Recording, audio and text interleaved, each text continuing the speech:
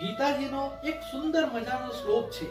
યદા યદા હિ ધર્મસ્ય ગ્લાનિર્ભવતિ ભારત અભ્યુત્થાનમ ધર્મસ્ય તદાત્માનમ સુજમ્ય પરિત્રાણાય સાધુના વિનાશાય ચ દુષ્કૃત ધર્મ સંસ્થાર્થપણાર્થાય સંભવામિ યુગે યુગે.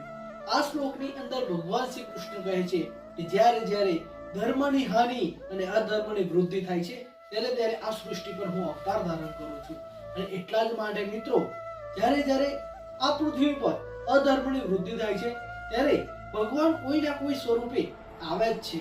મિત્રો, આજે જોઈએ ને તો કે કોઈ પણ વ્યક્તિ જો અધર્મનો માર્ગ પકડીને કોઈ ખરાબ કામ કરતો હોય તો એ વ્યક્તિને મારી નાખવામાં સહેજ પણ હિંસા નથી.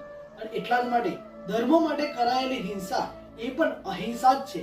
અને એટલા જ માટે કોઈ પણ બેન દીકરીના શીલ નિર્માણ માટે, ધર્મની સ્થાપના માટે કોઈ પણ વ્યક્તિને મારી નાખવો પડે ને તો એ હિંસા નથી, પરંતુ અહિંસા છે, એવું આપણને ભગવાન શ્રી કૃષ્ણ કહે છે. રાધે રાધે.